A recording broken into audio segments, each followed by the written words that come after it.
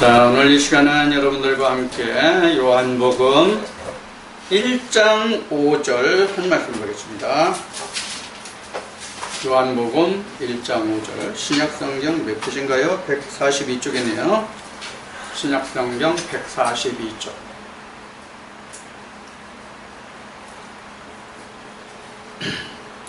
요한복음 1장 5절 한 절만 본갑니다. 빛이 어두움에 비치되 어두움이 깨닫지 못하더라. 아멘. 오늘은 요한복음 1장 5절 이 한 절의 말씀을 통해서 여기에 지금 증거하고 있는 빛이 어둠에 비치되 어둠이 깨닫지 못하더라는 이 어둠이 과연 무엇인가 하는 것을 중심으로 해서 그 뒤에 이어서 보면 이 빛이 세상에 왔는데 세상에 깨닫지 못하더라 하는 말씀까지를 오늘 이 말씀을 통해서 함께 조명해 보자 합니다. 여러분들이 잘 아시고 지금 이제 요한복음 1장을 보시는 바와 같이 1장 1절에는 하나님이 뭐라고 증거하고 있냐면 언어다, 말씀이다 이렇게 증거하고 있어요. 그래서 구약에서는 그 하나님이 말씀하시는 것을 하나님이 말씀 다바르를 말로 표현하다, 이걸 아마를 한다 이렇게 하죠. 근데 예수님이 말씀하신 대로 하나님은 영이시라서 뼈와 살이 없잖아요.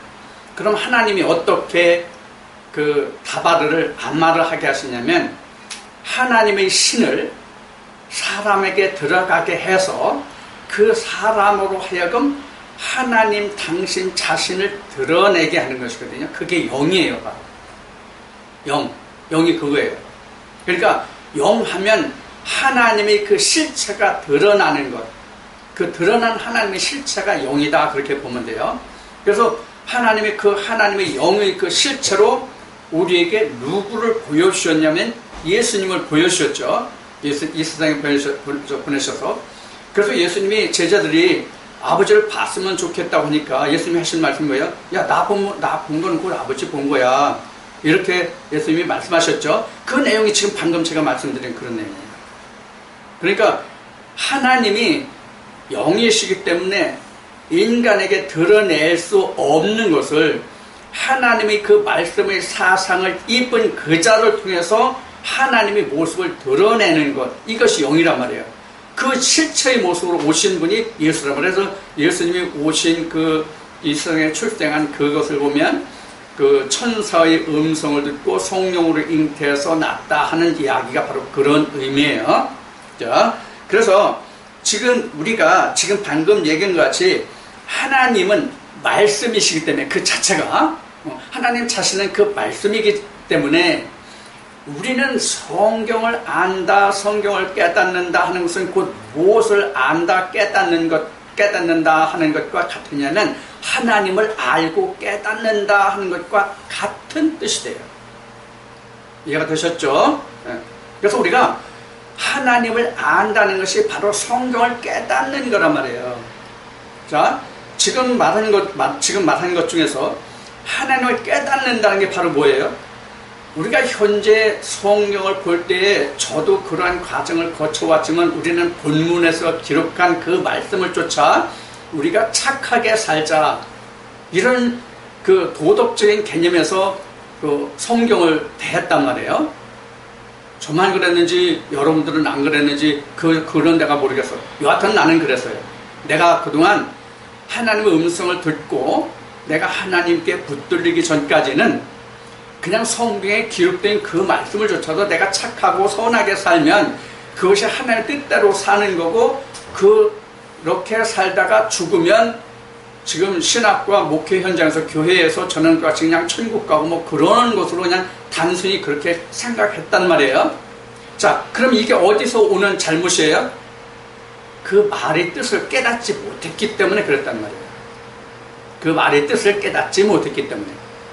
그러니까 우리가 성경을 대할 때에 깨달았다는 것은 그 속에 내가 들어가 본 거예요. 내가 그 속에 들어가 본 거라고요. 이게 사도 바울의 고백이에요. 사실은 로마서 말씀 전체가 그래요.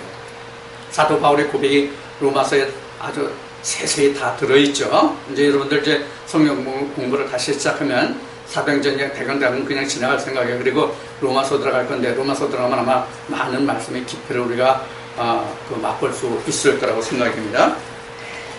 그래서 우리가 지금 얘기한 바와 같이 우리가 하나님을 안다는 것은 그 말뜻을 깨달아야 돼요. 우리가 지금 내가 학교 다닐 때는 이제 그런 게 없었지만 지금은 대학교 들어갈 때 수능이라는 시험을 보잖아요. 그럼 그 수능 시험에서 보면은 뭐가 있냐면 논술고사라는 게 있죠.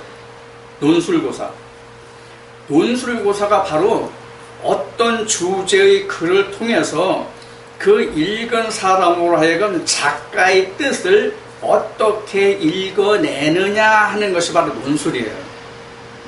지금 우리가 성경으로 말하면 이 논술 같아요. 그러니까 누가 하나님의 뜻을 정확하게 읽어내느냐 하는 거예요. 그래서 성령이라고 얘기하는 거예요. 하나님의 영으로만 하나님을 읽어낼 수 있다. 그 얘기가 바로 성령으로만 할 수 있다는 이야기거든요. 그것이 바로 지금 수능시험에서 논술고사를 보는 것과 같은 맥락에서 생각하시면 돼요. 그러니까 어떻게 해요? 논술고사에서 그 어떤 글을 썼으면 그 주제를 보고 그냥 나 이렇게 읽었어요 라고 하면 그 논술고사는 빵점이잖아요. 마찬가지란 말이죠. 자, 그래서 지난주에 여러분들에게 설명을 듣듯이 하나님의 말씀은 법이에요. 하나님의 말씀이 곧 법이에요. 그래서 우리는 율법이라고 그렇게 얘기하죠. 율법은 세상 사람들에게 주는 법이 아니에요. 세상 사람들은 전혀 관계가 없는 법이에요. 그럼 누구에게 해당돼요?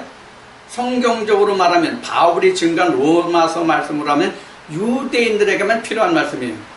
근데 좀 더 구체적으로 얘기하면 그냥 일반적인 유대인, 즉 표면적인 유대인이 아니라 이면적인 유대인에게만 하나님의 성경이 필요한 거예요. 정확하게 이야기하면. 이것을 요한계시록적으로 말하면 어떤 의미가 있냐면 성령이 교회들에게 하시는 음성을 들을 수 있는 자의 말씀이 곧 성경, 곧 하나님이다. 그런 얘기예요. 이해하시겠죠? 그래서 이 뜻이 깊은 거예요. 그래서 하나님은 언어로 계시기 때문에, 말씀으로 계시기 때문에 우리가 그 말 뜻을 이해하지 못하면 우리가 주님이 말씀하신 대로 아버지 뜻대로 행하여야 한다고 그랬는데 아버지 뜻을 행할 수가 없단 말이에요. 그 음성을, 그 뜻을 깨닫지 못하면. 아버지가 너 오늘 밭에 나가서 김을 매라 그랬는데 아니 과수원에 가서 사과를 따고 있으면 아버지 뜻대로 한 건 아니잖아요. 일은 했지만. 그렇잖아요? 이런 맥락과 같이 여러분들이 생각하시면 돼요. 지금 왜 이 얘기를 하냐면 우리는 지금 예수님이 마태복음에서 말씀하신 바 같이 요한복음인가? 요한복음이구나. 우리가 포도원에 들어가서 일하는 사람이잖아요. 응? 포도원에 들어가서 일하는 사람인데 포도원에 들어가서 아버지가 하라는 일이 있잖아요. 근데 포도원에 들어가긴 했다 할지라도 아버지가 시키지 않는 다른 일을 하고 있다면 어떻게 돼요? 포도원에서 일 하나만 하잖아요. 품삯 못 받잖아요. 한 달란트를. 바로 한 데나리온 바로 이런 거란 말이에요. 그래서 우리가 하나님은 말씀이시기 때문에 그 말씀이 어떤 뜻을 가지고 있는 의미의 말씀인지를 내가 캐내는 걸 사람의 지식이나 세상의 지식이나 또 자기가 배운 어떤 그 생각으로 캐치해내는 것이 아니라 하나님의 사상으로 그 말씀을 캐내야 되기 때문에 성령으로 말씀하시는 것을 너는 들으라 이렇게 말하는 거거든요. 그러니까 자기 생각이 전혀 배제된 거죠. 성령으로 하라고 말씀하시니까. 그래서 우리가 하나님의 말씀을 깨닫고 이해하는 게 필요하다는 얘기예요. 자, 그러면 지금 이 빛이라고 나온 이 말이 지금 이 헬라어 사전에는 헬라어 본에는 이게 포스거든요. 포스인데 여러분 빛이 언제 있어요? 창세 때 있어요. 창세 때 빛이 있거든요. 그 빛을 헬라어로는 오르라고 해요. 헬라어는 오르인데 여러분들 70인역 아시죠? 70인역 성경 70인역에 창세기 1장의 빛 오르를 뭐라고 풀었냐면 지금 요한복음 1장 5절에 기록한 이 호수로 풀고 있어요. 자, 그러면 이 빛이 곧 뭐예요? 하나님이라는 증거가 나와요. 이 빛이 하나님이다 이렇게 나와요. 하나님이다 이렇게 나온단 말이에요. 그 다음에 그 밑에 보면 빛이 어둠에 비추되 어둠이 깨닫지 못하더라 그랬는데 이 어둠이 그 창세기 1장에서는 호셰크로 나오거든요. 호셰크로 나오는데 이거는 그 헬라어로는 스코티아예요. 스코티아. 원어 공부하는 거 아니니까 그냥 참고로 알아서 이렇게 대조해가지고 이게 어떤 의미로 같이 쓰고 있다는 것을 알려드리기 위한 거니까 저는 헬라어 여러분들에게 히브리어나 이거를 여러분들에게 가르쳐 드리고 싶은 생각도 없고 그만한 능력도 없어요. 그걸 말하고자 하는 게 아니에요.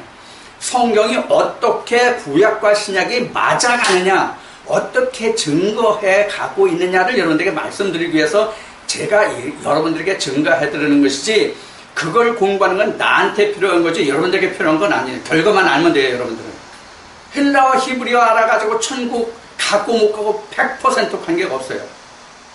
아셨죠? 네. 하나님은 그런 지식으로 우리가 하나님을 아는 게 아니에요. 우리 언어로도 충분히 하나님을 알고 천국 가기에 남음이 있어요. 오히려 모자라지 않아요. 자, 그래서 지금 여러분들에게 이 단어를 비교해 드리는 것은 뭐냐면 구약과 신약이 어떻게 조명되고 성경이 어떻게 하나님이 우리에게 자신을 드러내시는가 하는 것을 알게 하기 위해서 여러분들이 말씀드리는 거예요. 그래서 지금 그 어둠이 지금 헬라어로 뭐라고 하냐면 스코티아라고 그랬어요.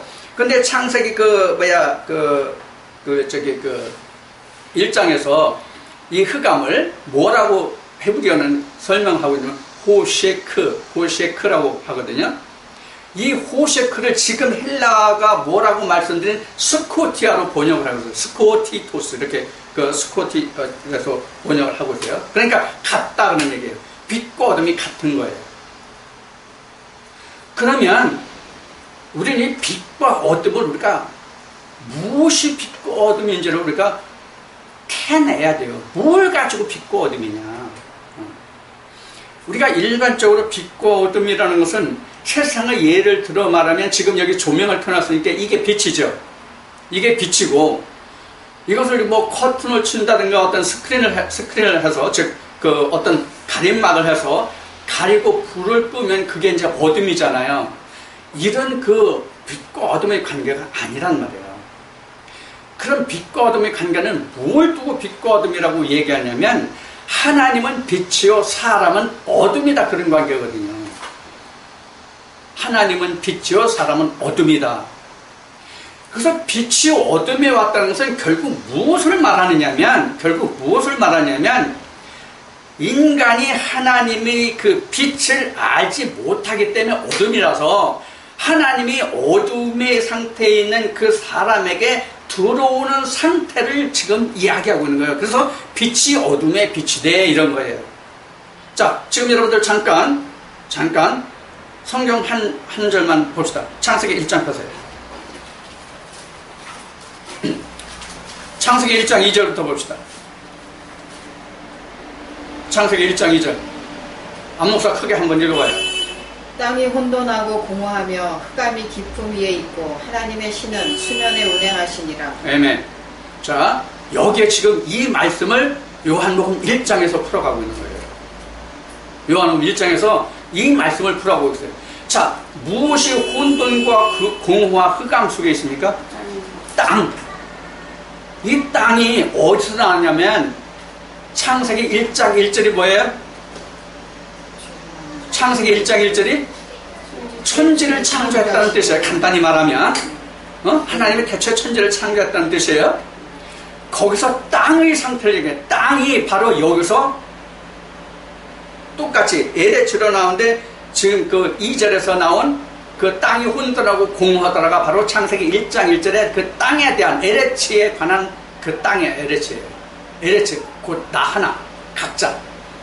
그래서 그 창세기 1장 1절에 그 레시트 바라 그 엘로힘 에트 샤마임 에트 그 에레츠 이렇게 돼 있는데, 그것이 에레츠라는 그 땅만 사실을 단수로 쓰고 나머지는 다 복수 동사예요. 복수, 쌍수 복수의 동사예요. 그러니까 쌍수 복수라는 얘기는 짝이 있거나 그 하나가 아니라는 뜻이에요. 하나가 아니라는 뜻이에요. 근데 땅만 하나예요. 여기에 굉장히 귀한 뜻이 들어있어요. 뭐냐면 하나님의 구원의 역사가 집단적으로 있는 게 아니라 각 개인적으로 있다는 뜻이에요. 여기 들어있어요. 창세 1장 1절부터 들어있어요. 이 뜻이. 그래서 예수님이 오셔가지고 어떻게 말씀하셨어요? 내가 그 양의 울타리 안에 들어있는 99마리를 위해서 왔다고 그랬어요? 울타리 밖에 있는 한 마리의 양을 위해서 왔다고 그랬어요? 울타리 밖에 있는 한 마리의 양. 나와 여러분들이 각각 한 사람 한 사람이란 말이에요. 하나님은 그렇게 역사하신다고요. 떼거지로 불러가지고 하나님이 역사하시는 게 아니라고요. 각 개별적으로 역사해요. 이것도 여러분들에게 설명을 드리면 아주 깊은 오묘한 뜻이 있는데, 이건 다음에 말씀드리고 다음 기회에 말씀드리고 하고, 오늘 말씀의 주제는 아니니까. 자, 바로 이런 말씀이 창세기 어디서부터 들어있냐면 창세기 1장 1절부터 창세 원리에 이게 들어있다고요. 하나님이 이걸 전제해 나가시는 거예요. 그래서 창세기 2장에 누구 하나를 세우냐면 아담 하나를 세우는 거예요. 그래서 그 아담 하나가 잃어버린 한 마리 양이에요. 세상에 수많은 인생들이 있잖아요. 세상에 수많은 인생들이 있는데 그 중에서 하나님께 택함을 받아 온 자. 예를 든다면 아브라함이 갈대 우리의 아브라함만 있어요? 수많은 사람이 있잖아요. 아브라함 한 사람을 택했잖아요. 모세 한 사람만 택했잖아요. 여호수아 한 사람만 택했잖아요. 아시겠죠? 그런 의미예요. 그러니까 여러분들은 바로 에레츠야. 하나님이 창조하시고자 하는 에레츠라고. 그럼 이 땅이 바로 뭐냐면 요한복음 1장 몇 절에 있나? 그 말씀이 쭉 읽어봐 봅시다. 9절에 있네. 9절 보면, 자, 다시 요한복음으로 돌아갑시다. 요한복음 1장 9절에 보면, 참빛 곧 세상에 와서 각 사람에게 비추는 빛이 있었나니. 여기 세상이 나오죠? 세상이 나오죠? 이게 헬라어로는 코스모스인데, 이 코스모스라는 얘기는 아주 정리정돈이 구에게 잘 짜진 것을 우리는 코스모스라고 그래요. 코스모스의 뜻이 그래요. 여러분들 지금 이제 조금 있으면 저 픽에 네일 집힌 데는 벌써 폈을지도 몰라. 여러분들 꽃 중에 코스모스가 있죠. 코스모스가 어느 나라의 국화인지 알죠? 소련. 구소련. 지금 이제 러시아죠. 지금이 러시아인가? 옛날이 러시아인가? 하여튼 지금 그 코스모스를 이야기하는 것이 아니라 이 세상을 이야기한단 말이에요. 이 세상. 그러면 여기서 말하는 이 코스모스라는 이 세상이 뭐냐? 세상이. 이 세상이 뭐냐? 이게 우리가 가장 깨달아야 할 중요한 말씀 중에 한 말씀입니다. 이 세상이라는 말 자체가. 왜 그러냐면 이 세상이라는 말이 왜 중요하냐면 하나님이 모두 세상을 이렇게 말씀하시거든요. 우리가 그토록 잘 암송하는 유치원이 아니라 그 유년부라고 그러나? 유치원 밑에가 유년부인가? 유년부 아이들도 잘 암송하는 말씀이 여러분들 생각나는 말씀이 뭐가 있어요? 요한복음 3장 16절. 하나님이 세상을 이처럼 사랑하사. 그 세상이 도대체 뭐냐 하는 얘기예요. 그 세상이 뭐냐? 코스모스예요. 코스모스인데 이 코스모스고 우리가 알고 있는 이 우주 공간의 자연이 코스모스냐 하는 거란 말이에요. 영어로도 코스모스라는 말이 있잖아요. 영어를 쓰잖아요. 자, 그러면 우리가 지금 여기에 나온 세상이라고 한 말은 그럼 하나님이 말씀하신 세상은 뭐냐? 이게 중요하단 말이에요. 왜? 하나님의 세상을 들어 역사하시기 때문에. 이 세상이라는 말이 뭐냐면 에레츠예요. 에레츠라고. 자, 그 뜻을 여러분들 이제 앞에 1장 5절에서 앞에 인용한 말씀에서 보자고요. 우리가 처음 도입한 말씀에서. 자, 빛이 어디에 왔어요? 어둠에 왔죠. 어둠이 창세기 1장 2절에서 뭐였어요? 땅이었잖아요. 그게 세상이란 말이에요. 그 땅이 나란 말이에요. 그 땅이 나라고. 여러분들 오늘 여러분들과 함께 그 빛과 어두운 세상을 좀 알아보기를 원하는 것은 하나님의 세상 끝에 심판하신다, 세상 끝에 오신다라는 말씀이 히브리서에 증거되거든요. 이걸 모르면 우리가 부활을 알고 재림을 알고 뭐 거듭남 알고 뭐 다 알아도 이걸 모르면 다 꽝이야. 소용없는 거거든요. 세상이라는 말을 모르면 모두가 다 헛거야. 소용없는 거거든요. 세상이 뭐냐는 것을 아는 데서 하나님의 역사가 시작된다고 해도 과언이 아니에요. 빛, 어둠 알아도 세상을 모르면 하나님이 그 빛과 어둠을 통해서 무엇을 역사하는지를 지금 내가 알 수가 없단 말이에요. 세상을 모르면. 왜? 빛의 대상이 어둠인 세상이기 때문에. 자, 세상은 지금부터 이제 여러분들에게 자세히 말씀드릴게요. 세상은 두 가지 의미가 있어요. 세상은. 자, 세상 헬라어 필요 없고 그냥 한글로 쓸게요. 코스모스. 세상은 코스모스예요. 그럼 이 코스모스라는 게 뭐냐? 두 가지로 말씀드릴게요. 코스모스가 뭐냐? 세상이 뭐냐? 지금 첫째는 나라고 그랬죠? 이거 모두가 각자 나예요. 모두가 각자 나. 그러니까 한 마리 양으로 여러분들에게 예수님이 말씀하신 그 인용구를 말씀드렸어요. 이게 한 마리 양이 바로 창세기 1장 1절에 연유된 말씀이라고 말씀을 드렸어요. 이 말씀 꼭 여러분들 기억하셔야 돼요. 그래서 우리는 이 말씀을 드리는 게 어땠냐면, 제가 방송 같은 걸 들어보면, 교회에서 대체 이 구원의 문제를 말할 때는 여러분들, 우리 교회에 나온 분 여러분들은 모두가 다 구원을 받았습니다. 내가 보증합니다. 이런 식으로 말씀을 전하는 곳을 내가 여러 번 목도를 했거든요. 근데 그거 아니에요. 그게 아니라는 것이 무엇인지 좀 부연 설명해 드리고 넘어갈게요. 자, 2000년 전으로 거슬러 올라갑시다. 2000년 전으로 거슬러 올라가면 누구 시대예요? 주님 시대예요. 주님 시대에 하나님의 말씀을 전하는 무리가 몇 무리가 있었냐면, 하나님의 말씀을 좌지우지 하던 무리가 몇 무리가 있었냐면, 첫째 우리가 잘 아는 바리새파가 있고요. 그 다음에 에스네파가 있고요. 그 다음에 사두개파가 있어요. 그런데 성경에는 에스네파가 안 나와요.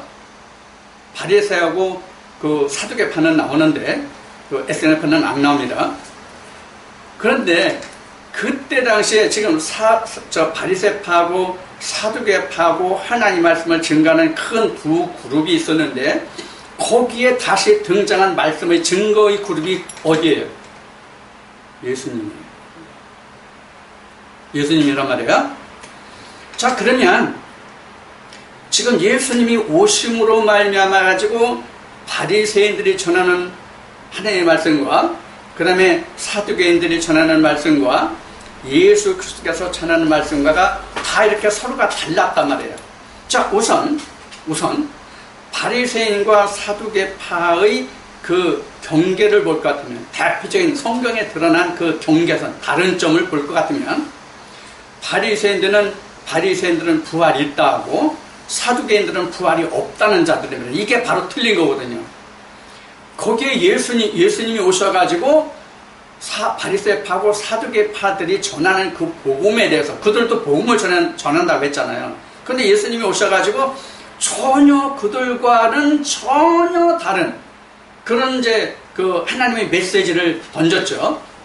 그래서 그때 당시에 우리가 성경 복음서를 바탕으로 본다면 예수님 앞에 모인 무리들이 수천 명씩 모였죠. 수천 명씩 모였어요. 근데 결국 그 수천 명이 모여가지고 주님이 떡을 주셨는데 거둔 게 얼마예요? 5천 명이 먹고 거둔 게 얼마냐? 이거예요. 바로 12바구니 7바구니 이거예요. 그러니까 주님이 말씀을 증거해도 이 그릇에 담겨졌다는 것은 하나님이 추수했다는 의미와 같은 얘기거든요. 추수할 것은 그것뿐이 안 남는다는 얘기예요. 물론 거기에 7이다 12이다 하는 것이 실제 7과 12의 의미는 아니에요. 상징적인 의미예요. 7과 12는 다 하나님의 온전세예요. 그러니까 온전한 열매만 거둬졌다 그런 뜻이지 뭐 12명이다 7명이다 그런 것이 아니에요. 그것도 참가서 알아두시길 바라고요. 자, 이와 같은 거란 말이에요. 무슨 얘기냐면 주님이 직접 사역하신다 할지라도 주님이 그렇게 직접 복음을 전한다 하실지라도 그렇단 말이에요. 가장 그 중에서 대표적인 것이 예수님의 12제자 중에 하나가 예수들을 십자가에 못 박는 사건이 일어나죠. 예수님이 친히 가르치시고 또 가르치셔도 그 중에서도 실족하는 자가 있단 말이에요. 그런데 어떻게 사람이 하는데 우리 교회는 다 구원받았다고 할 수 있느냐 하는 얘기를 하는 거예요. 이해하셨죠? 네. 그래서 그 주님이 사역하신다 할지라도 주님은 그냥 말씀만 전하시면 되는 거예요. 그래서 예수님이 말씀하시기를 아버지가 심판하는 것이 아니라 아버지가 그 심판을 나한테 맡겼다고 그러셨거든요. 그러면서도 또 그 후에 하시는 말씀이 뭐라냐면 심판은 내가 하지 않고 내가 한 말이 너를 심판할 것이라고 말씀하신단 말이에요. 이것을 우리가 깊이 새겨야 돼요. 예수님이 하신 말씀이 심판한다. 그 예수님이 하신 말씀이 어디 있어? 예수님이 하신 말씀이 어디 있어? 나와 여러분들의 신비에 있단 말이에요. 예수님이 직접 하신 말씀이라도 가룟 유다와 같이 들으면 실족하는 자요. 베드로와 같이 들으면 예수 그리스도를 사람으로 생각하고 당신 십자가에 달리면 안 됩니다. 이렇게 말할 수도 있단 말이에요. 곧 나를 얘기하는 거예요. 베드로를 통해서 가룟 유다를 통해서 나를 얘기하는 거란 말이에요. 이 말씀이 조금 더 진전해서 요한계시로 가면 아시아 7교회가 나오는데 아시아 7교회는 여러분들이 읽어보셨는지 모르겠지만 아시아 7교회는 누가 사역하는 교회냐면 하나님의 보냄을 받은 사자가 사역하는 교회예요. 그러니까 오늘날 우리가 흔히 하는 말로 얘기하면 진리교회예요. 그냥 스스로 온 자가 사역하는 교회가 아니라 하나님의 보냄을 받고 사역하는 교회가 아시아 7교회예요. 그 아시아 7교회를 들어서 하나님이 우리에게 드러내시는 그 말씀을 보면 성안교회가 몇이냐고. 도대체 7교회를 예를 드는데 성안교회가 몇이냐고. 여러분들 계시록 보시면 이제 아실 거예요. 성안교회가 사실 없다고 해도 과언이 아니에요. 그래도 한 교회가 하나님의 책망이 없는 교회가 나오긴 해요. 이제 나중에 계시록 공부하죠. 이와 같단 말이에요. 이와 같아요. 자, 그런 면에서 우리는 하나님의 말씀을 어떻게 깨닫느냐가 그 말씀의 주체이신 예수님이 하실지라도 그렇단 말이에요. 예수님이 말씀이 성경의 주체인 예수님이잖아요. 성경의 주체인 예수님이 사역하셨을지라도 제자 중에 하나가 실족하잖아요. 우리는 이 문제를 소홀히 생각하면 안 돼요. 왜? 방금 전에 말했듯이 베드로가 나일 수도 있고 가룟 유다가 나일 수도 있거든요. 응? 내가 진짜 사도 요한과 같이 내가 이렇게 사역하겠다라는 다짐을 해도 내가 언제 어느 때 그렇게 될지 나도 모르거든.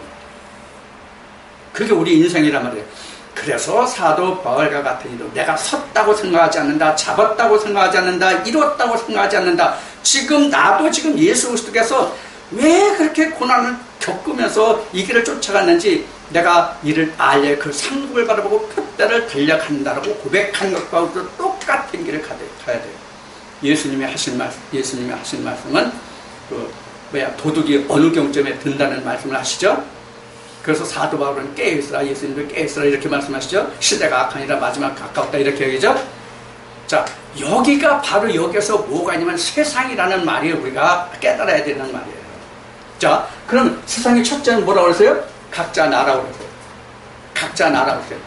그러면 그 예수님이 말씀하실 때 또 그 성경의 증거가 세상 끝에 그가 다시 온다고 얘기했잖아요. 주님이. 세상 끝이 언제가 세상 끝이에요? 나로 말하면 내가 죽을 때가 세상 끝이잖아요. 죽을 때. 죽을 때가 세상 끝이에요. 내가 이 세상에서 사라지니까. 그렇잖아요? 우리가 세상적인 인간적인 지식의 개념으로 생각한다면 우리가 죽을 때가 세상 끝이란 말이에요. 자, 여러분들 내가 죽었어. 그럼 세상 사람들이 나를 뭐라고 그러겠어요? 죽었다라고 얘기하지만 그 중에 한 가지, 죽었다라는 표현이 너무 많잖아요. 내가 이거 처음에 시골에서 학교 다니다가 서울로 유학을 오니까 국어 시간에 국어 선생님이 이런 얘기를 하시더라고요. 그래서 배꼽 잡고 웃은 적이 있는데, 미국 사람이 한국에 와가지고 죽었다 소리를 한 번 듣는데 너무 한국말이 어려워가지고 한국말 배우는 걸 포기했대. 근데 한국 사람이 그 죽었다는 말을 표현하는 데 보니까 괴졌다, 고꾸라졌다, 밥숟갈 갔다, 고태꿀 갔다, 뭐 별얘기로 다 하더래. 그 중에서 하나가 뭐예요? 세상 떠났다, 세상을 등졌다, 이렇게 얘기했죠. 그러면 지금 말한 것 같이 세상을 떠났다는 얘기는 뭐예요? 죽었다는 얘기죠. 그러면 세상 끝에 예수님이 오신다는, 내가 죽은 다음에 온다는 얘기잖아요. 그럼 문제가 뭐예요?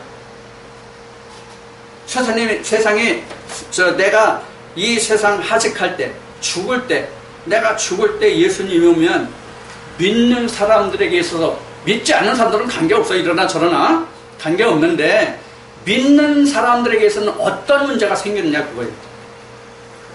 한 가지만 얘기하자고. 한 가지만.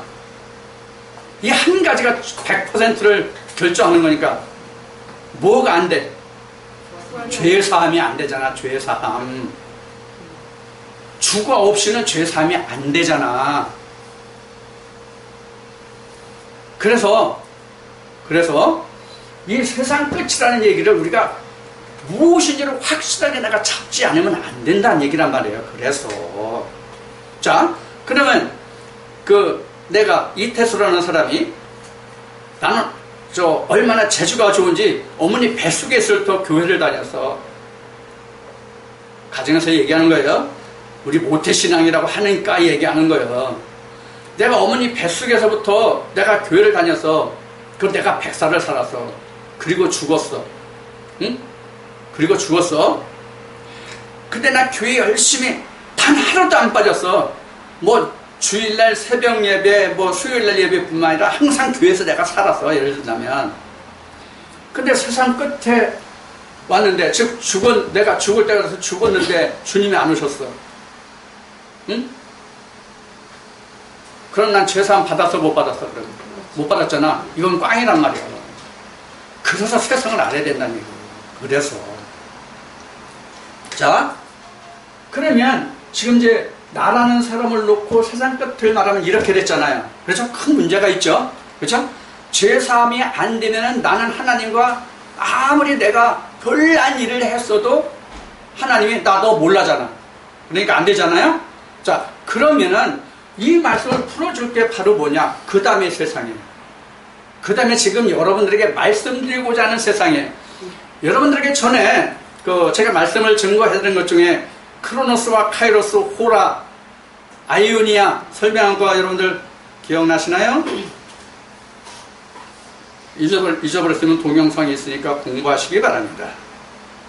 공부하시기 바랍니다. 자, 바로 그거예요. 그래서 예수님이 히브리 9장에서 예수님이 희생제사를, 즉 율법에서 드리는 그런 제사를 드리는 것과 같이 하나님께 제사를 드려야 한다면, 예수가 창세 때부터, 히브리어는 그거예요. 그가 창세 때부터 자주 고난을 받았어야 할 것이다. 이 말씀이 나오죠, 히브리 9장에. 그래서 언제 오신다고 그래요? 세상 끝에. 여기도 세상 끝에 나와. 세상 끝에. 세상 끝에. 히브리 9장 몇 절인지는 지금 생각이 안 나. 자, 그래서 세상 끝에 오신다고 그랬단 말이에요. 세상 끝에. 그래서 먼저 나를 얘기한 거예요. 그래서 먼저 나를 얘기한 거라고. 자, 그럼 내가 죽을 때 예수님이 오시면 나는 꽝이라고 했죠? 그럼 세상 끝에 오신다고 이렇게 했는데 세상 끝에 오시는 이유가 뭐예요? 예수님 세상 끝에 오신다는 거예요? 다시는 십자가에 달리지 않는다는 뜻이 거기에 들어있어요.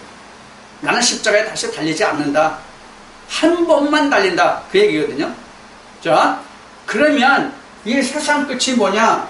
그래서 지금 크로노스와 카이로스, 호라, 아이오니아 이걸 지금 말씀드리는 거예요. 자, 이 세상 끝이 뭐냐면 율법이에요.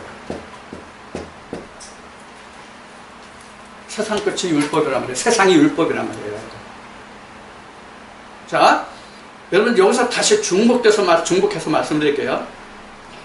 이 세상 끝이라고 예수님이 말씀하신 가장 쉽게 우리가 이해할 수 있는 말씀이 어느 말씀일까요?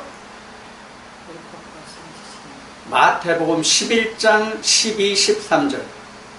모든 선자와 모든 율법에서 예언한 선지나 그 모든 것들이 요한까지다 하는 얘기예요. 그 요한까지가 바로 세상 끝이에요. 율법에 맞춰지는 거.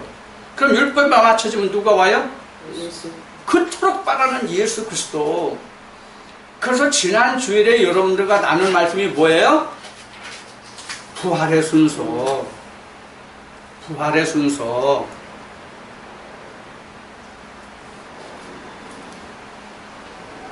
우리가 이런 것들 가장 기초적이고 원천적인 이 그 언어를 깨닫지 못하면 우리가 하나님의 말씀을 아무리 들어도 우리가 소용이 없어요. 자, 그러면 지금까지 말씀드린 내용을 가지고 창세기 1장으로 한번 갑시다. 창세기 1장에서 설명드리는 게 어차피 여러분들 창세기 다시 공부할 거니까 아마 도움이 될 거예요. 자, 여러분들 이거를 아셔야 돼요. 뭘 아셔야 되냐면 지금 창세기 1장 2절에 1장 1절은 뭐 천지창조를 그냥 치고 하고 그냥 넘어가고 나중에 저 공부할 때 다시 할 거니까 하고, 창세기 1장 2절에 보면 땅이 혼돈하고 공허하며 흑암이 깊은 위에 있고 하나님의 신은 수면에 운행하셨다 이렇게 되어 있죠. 수면에 운행하셨다 이렇게 되어 있죠. 자, 그러면 요거를 한번 그림을 그려보자고. 실제 어떤 모습인가 하는 것을 그림을 그려보자고. 지금 이게 땅인데 혼돈, 공허, 흑암이야. 이렇게 돼 있어. 이게 뭐로 뒤집어 쌓여 있어요?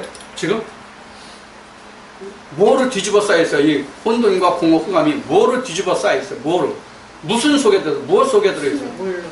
물 속에 들어있는 거예요. 물 속에. 지금 물이 이렇게, 이게 다 물이에요. 이게 이게 물이라고 이렇게 된 거예요. 물 속에 이렇게 쌓여 있어.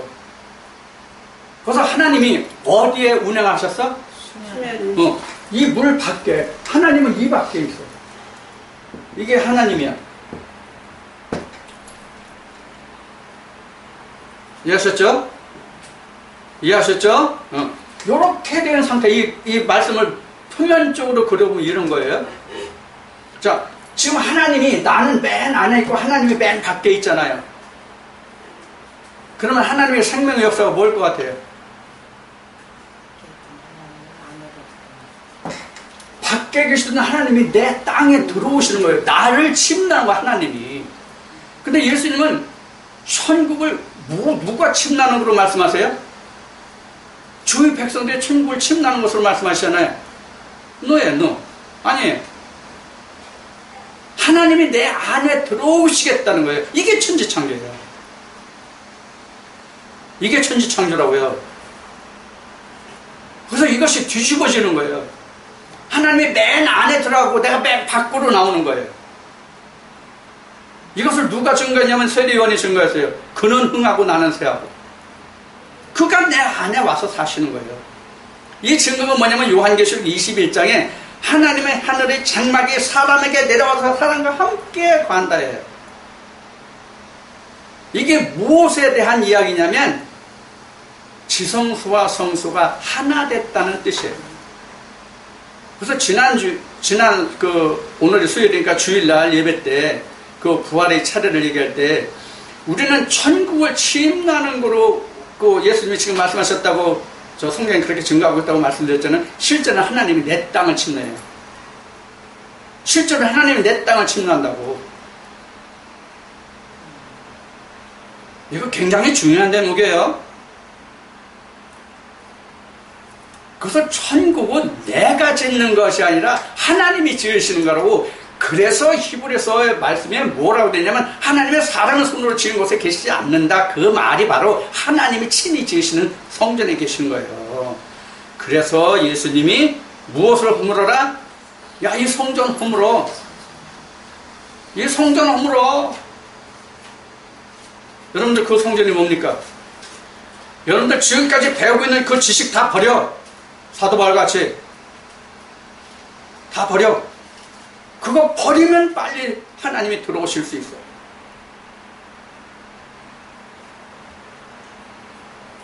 자, 여기서 세상 끝 다시 정리해 드릴게요.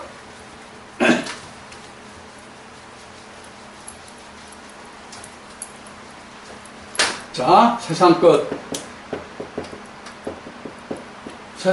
정리. 자, 누구든지 다 똑같습니다. 믿는 자나 믿지 않는 자나 누구나 다 똑같습니다. 가는 길은. 다만 그리스도가 있느냐 없느냐. 그래서 예수님이 요한복음에서 말씀하실 때 의의 부활과 악의 부활을 말씀하십니다. 그 끝은 같다니까 부활로 끝난다는 얘기예요. 그게 의의 부활이냐 악의 부활이냐 그것만 틀린단 말이에요. 자, 어떻게 우리가 성경이 증가하는지를 보자고요. 자, 누구든지 흑암으로 시작했어요. 흑암으로 시작해서 하나님의 생기가 들어와요. 이게 창 2장이죠. 여러분들 적게 좋게 좀 잘 보시고 마음이 급해가지고 그런데 짧은 시간에 좀 다 말씀드릴게요. 이게 창 2장이에요. 생기가. 그죠? 창 2장이 들으면 이 상태가 바로 세상이에요. 그럼 여기는 내가 이 세상에 태어났을 때는 이건 세상 전이에요. 성경적인 세상 전이에요. 응? 성경적인 세상 전이에요. 세상 전에 여기가요. 내가 지금 하나님의 생기가 들어올 때부터 세상이 되거든요. 세상이 된다는 얘기는 그럼 무슨 뜻 것 같아요? 내가 하나님의 영역에 들어왔다의 의미가 돼요. 하나님의 영역에 들어와야 내가 세상이 돼요. 그럼 그 이전에는 성경적인 원리로 보면 그 이전에는 뭐예요? 여기는 세상은 생기가 바로 율법이거든요. 자, 율법으로 들어와요. 여기가 세상이에요. 그럼 그 전에는 뭐예요? 이거 유전이에요. 유전. 이스라엘 백성은 히브리인들 유전으로 하나님을 섬겼죠. 예수님 오실 때까지. 그때까지 유전이 안 사라졌죠. 그렇죠? 오히려 더 견고한 성이 됐죠. 그래서 예수님이 그것을 힐책했죠. 자, 그래서 그 전에는 유전이에요. 그 전에는 유전이에요. 그럼 이걸 어떤 사람을 지금 예를 드는 것 같아요? 유대인을 지금 중심으로 지금 이 말씀을 드리는 거예요. 유대인이라 할지라도 하나님의 생기가 들어오기 전에는 사도 바울이 로마서에 말한 것 같이 표면적이란 말이에요. 표면적. 여기가 표면적 유대인. 여기가 이면적 유대인이에요. 여기가 이면적 유대인이에요. 뭐로 봤을 때 그래요? 유전과 율법을 놓고 봤을 때 표면적, 이면적이에요. 왜 지금 이 얘기를 하는지 뒤에 말씀드릴게요. 왜 지금 이렇게 구분하는지. 자, 그 다음에 율법이 끝나면 마태복음 11장 12, 13절 같이 여기가 세상 끝이라고 그랬어요. 지금 제가요, 여러분들 성경 구절을 통해서 말씀을 드렸어요. 세상 끝이 이렇게 오거든요. 세상 끝이 오면 여기가 예수가 와요. 여기가 모세, 요한, 선지자들이 말한 예언이 여기까지만 허락된단 말이에요. 그럼 예수님이 이렇게 모든 율법과 선자가 예언한 것이 요한까지라는 얘기는 무슨 얘기예요? 그 시대가 지나면 예언한 것들이 성취된다, 이루어진다, 그 뜻이 거기에 들어있단 말이에요. 응?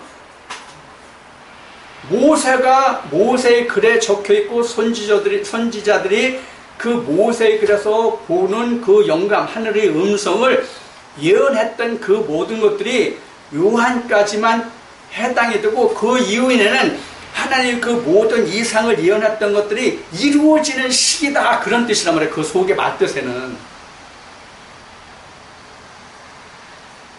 우리 그래서 세상의 말에 어떤 말이 있어요? 말 속에 말이 있다, 그 얘기하죠.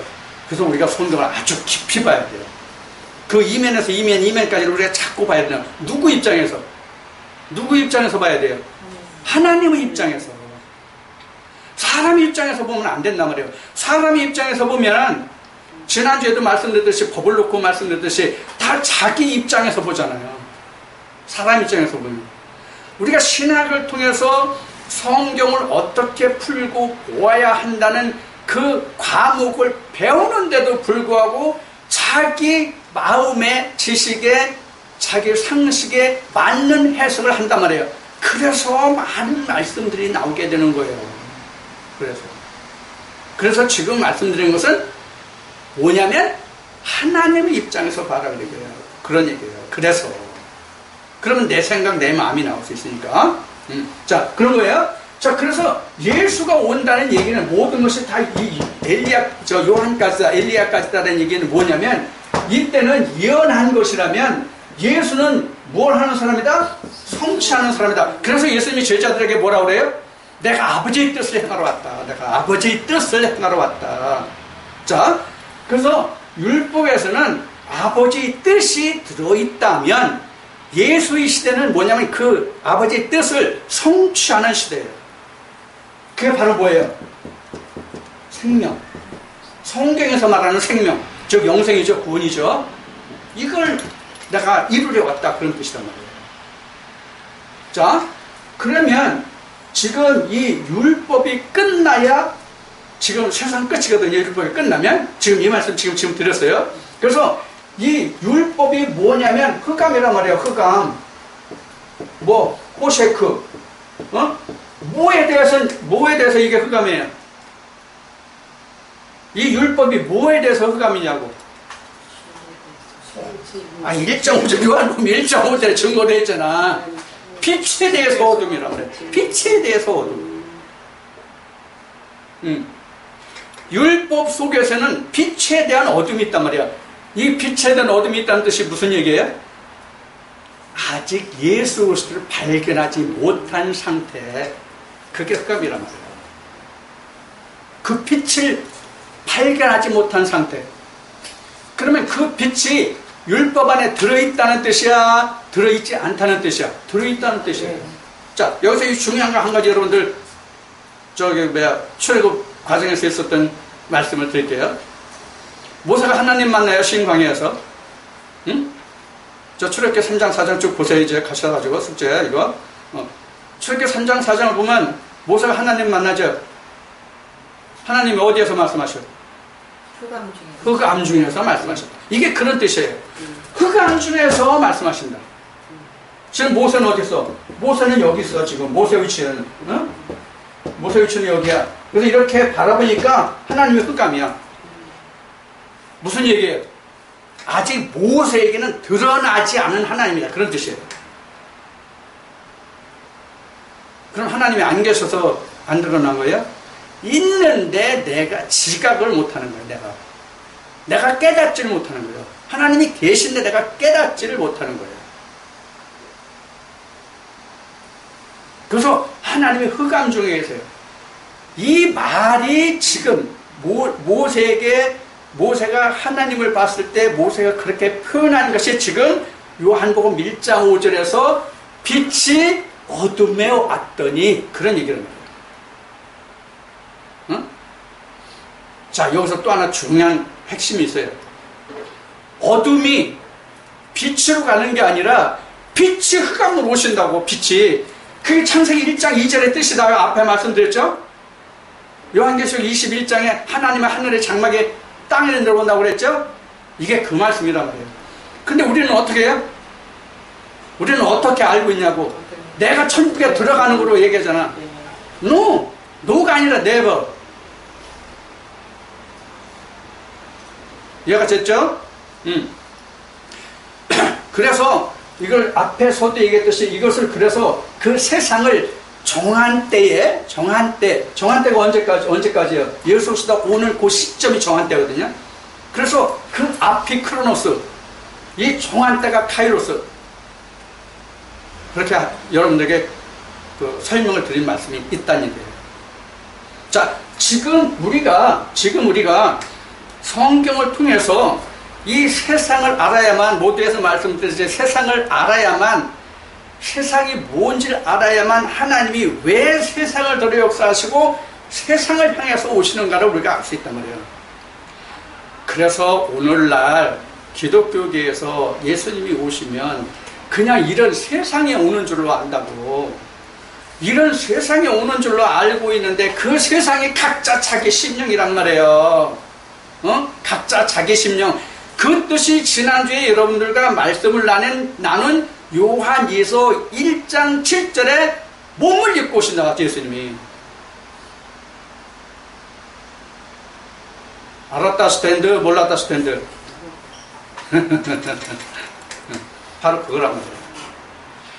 이렇게 하나님의 말씀이 자연스럽게 다 풀려가잖아. 성령으로 조명하면. 억지로 풀지 않아도. 응?